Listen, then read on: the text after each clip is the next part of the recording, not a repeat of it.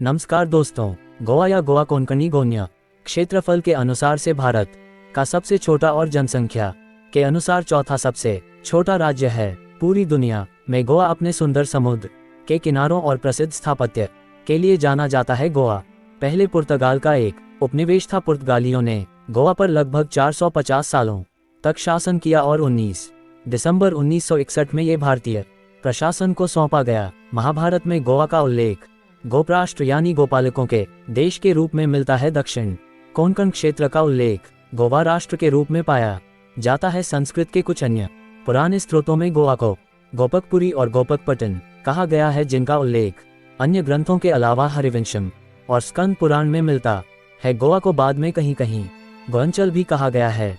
अन्य नामों में गोवे, गोवापुरी, गोपकापाटन और गोमन प्रमुख हैं। टोलेमी ने गोवा का उल्लेख वर्ष 200 के आसपास गोवा के रूप में किया है। अरब के मध्ययुगीन यात्रियों ने इस क्षेत्र को चंद्रपुर और चंदौर के नाम से इंगित किया है, जो मुख्य रूप से एक तटीय शहर था। जिस स्थान का नाम पुर्तगाल के यात्रियों ने गोवा रखा, वह आज का छोटा सा समुद्र तटीय शहर गोवा वेल्हा है। बाद में उस पूरे क्षेत्र को गोवा कहा जाने लगा, जिस पर पुर्तगालियों ने कब्जा किया। जनश्रुति के अनुसार गोवा, जिसमें कोंकण क्षेत्र भी शामिल है और जिसका विस्तार गुजरात से केरल तक बताया जाता है की रचना भगवान परशुराम ने की थी। कहा जाता है कि परशुराम ने एक यज्ञ के दौरान अपने बाणों की वर्षा से समुद्र को कई स्थानों पर पीछे धकेल दिया था, और लोगों का कहना है कि इसी वजह से आज भी गोवा में बहुत से स्थानों का नाम वानावली, वानस्थली इत्यादि हैं। उत्तरी गोवा में हरमल के पास आज भूरे रंग के एक पर्वत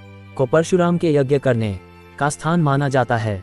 गोवा के लंबे इतिहास की शुरुआत 3री सदी ईसा पूर्व से शुरू होता है, जब यहाँ मौर्य वंश के शासन की स्थापना हुई थी। बाद में 1ली सदी के शुरुआत में इस पर कोल्हापुर के सातवाहन वंश के शासकों का अधिकार स्थापित हुआ और फिर बादामी के चालुक्य शासकों ने इस पर वर्ष 580 से 750 तक राज किया।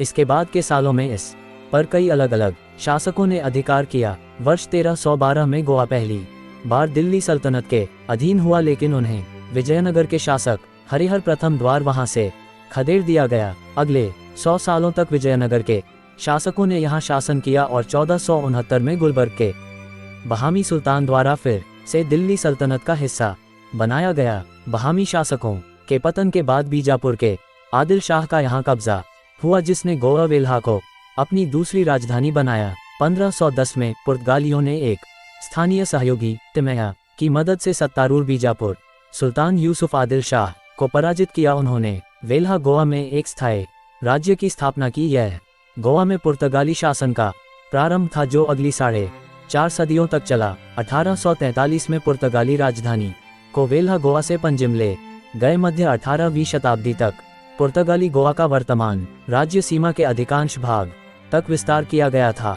भारत ने 1947 में अंग्रेजों से स्वतंत्रता प्राप्त की। भारत ने अनुरोध किया कि भारतीय उपमहाद्वीप में पुर्तगाली प्रदेशों को भारत को सौंप दिया जाए, किंतु पुर्तगाल ने अपने भारतीय परिक्षेत्रों की संप्रभुता पर बातचीत करना अस्वीकार कर दिया। पर 19 दिसंबर 1961 को भारतीय सेना ने गोवा दमन द्वीप के भारतीय संघ में विलय के लिए ऑपरेशन विजय के साथ सैन्य संचालन किया, और इसके परिणामस्वरूप गोवा दमन और दीव भारत का एक केंद्र प्रशासित क्षेत्र बना।